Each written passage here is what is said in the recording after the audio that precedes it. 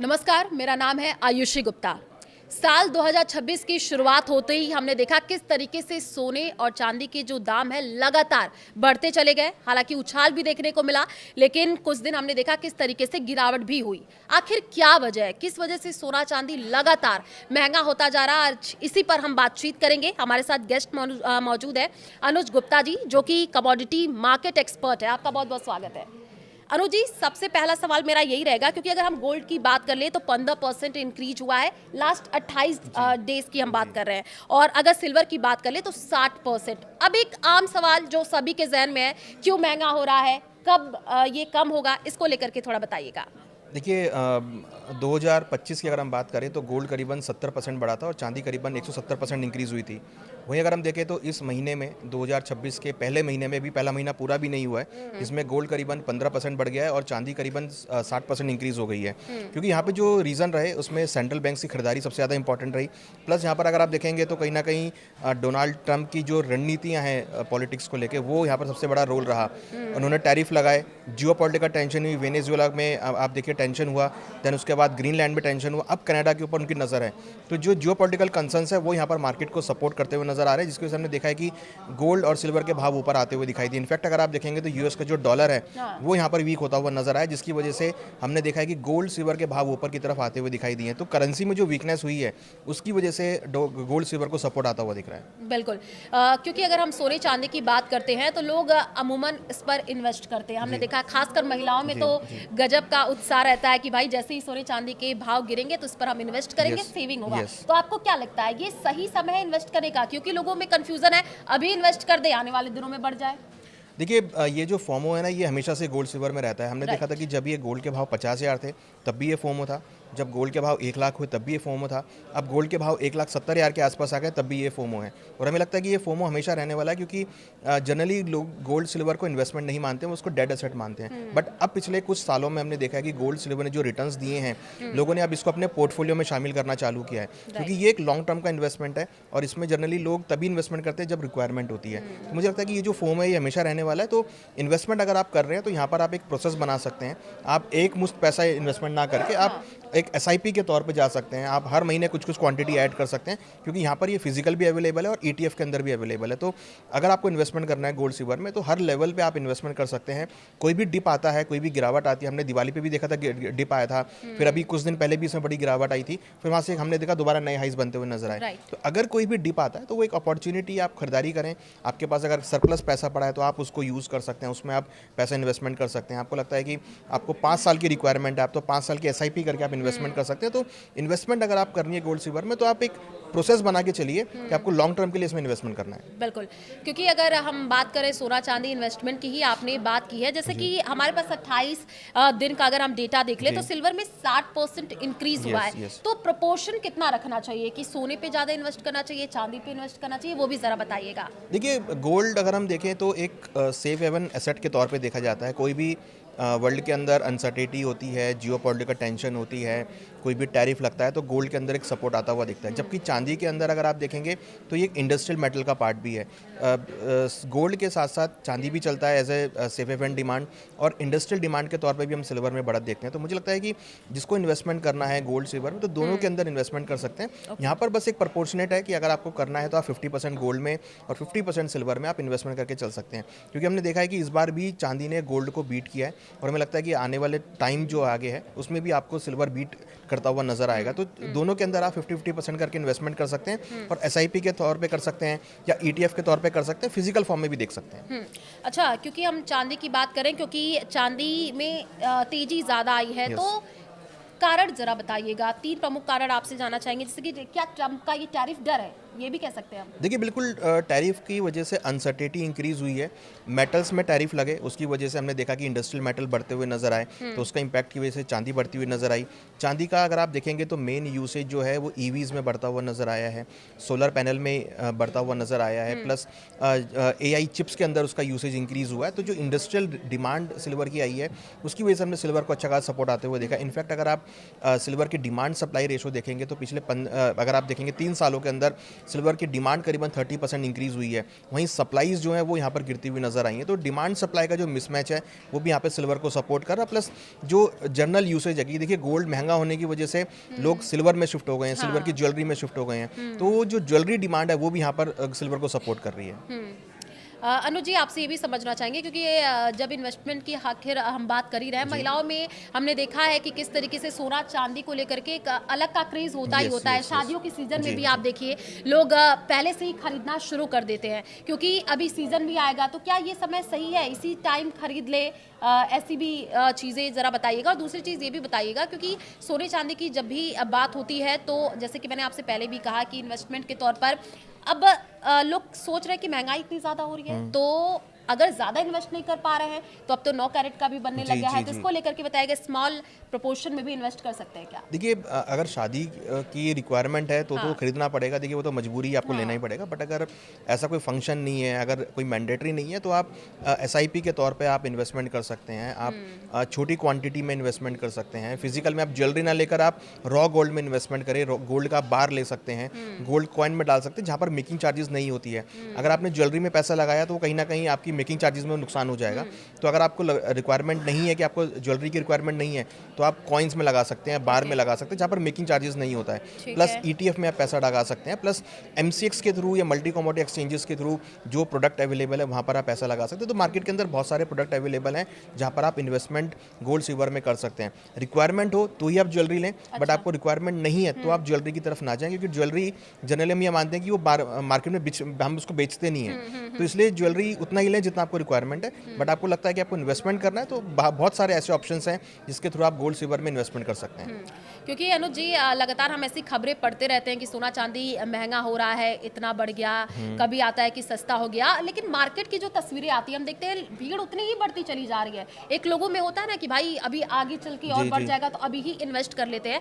आपको अच्छा खासा एक्सपीरियंस है, जरा बताइएगा कि ये साल 2026 के अंत जाते तक क्या ये उतार चढ़ाव ऐसे ही रहेगा? देखिए गोल्ड में ना एक गोल्ड सिल्वर में एक फियर फैक्टर होता है। जब भाव नीचे गिरते हैं तो लोग हट जाते हैं कि भाई भाव नीचे गिर रहे हैं, वेट कर लो खरीदारी करने के लिए। जब ये भाव बढ़ते हैं इसके तो लोग फिर उस रेल में शामिल होते हैं, उस रेल में चढ़ने की कोशिश करते हैं। तो गोल्ड के साथ सिल्वर के साथ हमेशा उल्टा रहता है। अगर भाव गिरेंगे तो लोग वेट करेंगे कि भाव और गिरने दो, बट जैसे भाव बढ़ने चालू होते हैं तो सब लोग उसमें सवार हो जाते हैं। तो ये जो ट्रेंड चल रहा है, अभी गोल्ड बढ़त का ट्रेंड चल रहा है, अभी गोल्ड सिल्वर कंटिन्यूस बढ़ते हुए दिख रहे हैं। और जब तक हमें लगता है कि ट्रम्प साहब हैं, क्योंकि अनसर्टेनिटी बनी रहेगी, टैरिफ बने रहेंगे, जियोपॉलिटिकल टेंशंस बनी रहेगी। उन्होंने अब बोला है कि वो धीरे धीरे यूरोप को एक्वायर करेंगे, तो कहीं ना कहीं एक जियोपॉलिटिकल टेंशन जो है वो यहाँ पर क्रिएट होती रहेगी। तो उसकी वजह से आपको यहाँ पर सपोर्ट आता हुआ दिखाई देगा। प्लस अगर आप देखेंगे तो उन्होंने बोला कि वो फेडरल रिजर्व के चेयरमैन को हटाएंगे, उनको रिप्लेस करेंगे, आगे US के अंदर इंटरेस्ट रेट डाउन करेंगे। तो अगर इंटरेस्ट रेट कम होंगे तो फिर गोल्ड सिल्वर को सपोर्ट मिलेगा। तो मेरे को मन लगता है कि 2026 में भी आपको आने वाले दिनों में ट्रेंड पॉजिटिव होता हुआ दिखाई दे सकता है। और हो सकता है कि आने वाले, अगर हम दिवाली तक बात करें 2026 से, तो आपको गोल्ड सिल्वर के भावों में बढ़त देखने को मिल सकती है। तो हमें लगता है कि आने वाले टाइम तक हो सकता है कि गोल्ड का भाव 1,90,000 या 2 लाख तक हो जाए, और चांदी करीबन हो सकता है कि 4 लाख से लेकर 4.5 लाख तक हो जाए। तो ये लेवल हमें लगता है कि जो आने वाली दिवाली 2026 की दिवाली तक आपको देखने को मिल सकते हैं। अनुज जी, एक और मेरा सवाल रहेगा क्योंकि जिस तरीके से भाव लगातार बढ़ते जा रहे हैं, हमने देखा है कि लोगों में एक डर भी हो गया है। जो आप सोच लीजिए ग्रामीण क्षेत्रों की जो महिलाएं हैं उनमें भी ये रहता है भाई हम कैसे आने वाले टाइम में अपने घर की शादी करेंगे, बेटियों की शादी करेंगे, इन्वेस्टमेंट हमें कर लेना चाहिए। और वो लोग चली भी जाती हैं, खरीदारी करती हैं, लेकिन सोने चांदी की असली पहचान भी बहुत जरूरी हो जाती है। क्या सावधानियां बरतनी चाहिए, कैसे पहचाने सोने चांदी को, जरा इसको लेकर के बताइए। देखिए अब तो हॉल मार्किंग तो सब पे होती है। आप उनका HUID नंबर भी ले सकते हैं, जो ज्वेलरी के ऊपर मार्क होता है, उसको लेकर आप चेक कर सकते हैं कितनी क्वालिटी का है। प्लस आप गोल्ड सिल्वर की ज्वेलरी का सर्टिफिकेट भी आप डिमांड कर सकते हैं ज्वेलर से, जो कि ज्वेलर को देना मैंडेटरी है। कि आप चेक कर सकते हैं कि उस सर्टिफिकेट के थ्रू कि कितना % उसमें गोल्ड है, अब उसमें कितने % बाकी मेटल्स हैं। तो आप उससे क्वालिटी का सर्टिफिकेट भी ले सकते हैं। तो ये एक कस्टमर का राइट है कि अगर आप ज्वेलरी परचेज कर रहे हैं या आप सोना चांदी परचेज कर रहे हैं तो आप उस पर HUID नंबर देखें, या फिर आप दुकानदार से, शॉपकीपर से उसका सर्टिफिकेट भी मांग सकते हैं। क्योंकि उस सर्टिफिकेट में आपको पूरा डिटेल लिखा हुआ आएगा कि कितना कैरेट का गोल्ड आपके पास है और कितनी क्वालिटी का आपके पास गोल्ड सिल्वर है। क्योंकि जो अभी हमारे पास आंकड़े भी आए हैं पिछले साल के मुताबिक, हम देख रहे हैं किस तरीके से 2007 से 2026 तक की बात कर ले, किस तरीके तरीके से 2007 में 10,000, अब जी, 80,000 जी, तक जी, का आप जी, सोचिए, जी, जी। इतना उछाल आ गया है। वहीं अगर हम बात चांदी भी की कर ले, 2004 में 10,000, 3 लाख, 3,50,000, तो यस, क्या यस। सोना 1,90,000 तक भी जा सकता है क्या? देखिए, बिल्कुल जिस तरीके से जियोपॉलिटिकल कंसर्न्स हैं, जिस तरीके से सेंट्रल बैंक खरीदारी कर रहा है, जिस तरीके से डॉलर में वीकनेस आ रही है, तो लग रहा है कि ये सेंटीमेंट अभी भी पॉजिटिव रहेगा। हालाँकि बीच में आपको थोड़े बहुत गिरावट आती हुई दिखाई देगी, थोड़े बहुत डिप्स भी आएँगे, तो वो डिप आपको खरीदारी के मौके होंगे। तो अगर आप गोल्ड, सिल्वर में आ रहे हैं, तो आप एक प्रोसेस बना के चलिए कि आप करंट रेट पे भी ले रहे हैं और अगर डिप आएगा तब भी आप उसमें ले रहे हैं, तो आपको अच्छे रिटर्न्स देखने को मिलेंगे और इसमें एक लॉन्ग टर्म आप व्यू बना के चलिए। अब ये मत सोचिए कि आपने आज लिया, कल आपको रिटर्न मिल जाए। अगर राइट, कल मिल राइट। गया, that is a good, but अगर आप एक 4 या 5 साल का रिटर्न बना के चलेंगे, व्यू बना के चलेंगे, तो it will give you a very good returns. अच्छा, कुछ लोग ऐसे होते हैं कि मान लीजिए सोना चांदी खरीद लेते हैं, इन्वेस्ट कर लेते हैं, जी। फिर आगे चल करके उसको तुड़वा करके दूसरा बनवा लेते हैं। तो क्या अभी जो लोग इन्वेस्ट कर रहे हैं, ये चीज़ें भी सही है? देखिए, अगर या आप जिसके पास है वो अभी इसमें इन्वेस्ट कर सकता है, उसको बेच करके दूसरा इन्वेस्टमेंट अगर करना चाहे? देखिए, ये तो आपकी रिक्वायरमेंट के अकॉर्डिंग, आपको लगता है कि आपको ज्वेलरी चाहिए, तो आपके पास जो गोल्ड पुराना है उसको लेकर आप नया बनवा सकते हैं। आपको लगता है कि भाई रिक्वायरमेंट नहीं है, तो आप उसको चलने दीजिए, क्योंकि ज्वेलरी बनाती है, आप ये मान के चलिए कि आपका जो 10% मेकिंग चार्जेस है वो उसमें डिडक्ट हो जाएगा। ओके। आपकी ज्वेलरी की वैल्यू 10% गिर जाएगी, क्योंकि जो मेकिंग चार्जेस है वो हमेशा लगेगा। तो इसलिए ज्वेलरी आप तभी बनवाइए जब आपको रिक्वायरमेंट हो। ओके। अगर रिक्वायरमेंट नहीं है ज्वेलरी की, तो आप उसको मत बनवाइए, क्योंकि ज्वेलरी बनते ही आपका 10% का डेप्रिसिएशन उसके ऊपर लगी जाएगा, मीन्स मेकिंग चार्जेस की कॉस्ट आपको ऐड हो जाएगी, तो वो आपको फिर नुकसान हो जाएगा। तो इसलिए मैं हमेशा ये कहता हूँ कि अगर आपको ज्वेलरी आप उतनी लो जितनी आपको रिक्वायरमेंट है, रिक्वायरमेंट नहीं है तो आप उसको एज ए रॉ गोल्ड या बार के तौर पे आप रखें, जिसमें आपका मेकिंग चार्जेस नहीं लगता। ओके। अनुज जी, क्योंकि एक मेरा आम सा सवाल ये रहेगा, क्योंकि जी। मैंने अमूमन ये देखा है, क्योंकि गांव क्षेत्र से भी जो कुछ महिलाएं जी। आती हैं उनसे भी बातचीत जब हम करते हैं, तो साफ तौर पर सोने चांदी को लेकर के अभी भी उनमें ये तो सोचिए, शहरों में तो लोग समझ गए हैं कि Yes, भाई yes. इस तरीके की चीज़ें हैं, हमें कैसे समझना चाहिए, क्या करना चाहिए, लेकिन जो ग्रामीण इलाके हैं उनमें लोग नहीं समझ पा रहे हैं। उनमें ये डर है कि भाई अभी महंगा हो रहा है, जल्दी जल्दी किसी भी तरीके से खरीद लो। उनके लिए आप क्या कहना चाहेंगे, कैसे इन्वेस्ट करें, कितने प्रपोर्शन में करें, उनको ज़रा बताइएगा। देखिए, एक तो अवेयरनेस होना बहुत ज़रूरी है। अब जो सेबी है, जो एक्सचेंजेस को रेगुलेट करती है, वो भी बहुत सारे इवेंट करती है रेगुलेशन को लेके, वो भी आप इन्वेस्टर को देखने चाहिए। बहुत सारी सीरीज़ हैं, आपका चैनल है, ये सब देखना चाहिए, राइट। जिससे कि उनको पता लगे कि भाई क्या मार्केट में भी चल रहा है। प्लस ज्वेलर के पास आप जाएँ तो आप ऑनलाइन उसका प्राइस ज़रूर चेक करें, आप MCX के प्राइस को ज़रूर चेक करें कि ओके। क्या रेट चल रहा है, आप इंटरनेशनल प्राइस को ज़रूर चेक करें। प्लस आपको पता होना चाहिए कि आप कितनी क्वालिटी का गोल्ड लेने जा रहे हैं, आप उतनी क्वालिटी का सर्टिफिकेशन लें। प्लस आप जो है नॉलेज अवेयरनेस करें, नॉलेज को समझें कि किस वजह से गोल्ड सिल्वर के भाव बढ़ रहे हैं। तो जब आप ये सब चीज़ लेके जाएंगे तो आपको एक अच्छा माल मिलेगा और आपको एक अच्छी क्वालिटी का गोल्ड सिल्वर मिलेगा। तो ये जो चीज़ें ना, ये बहुत ज़रूरी हैं।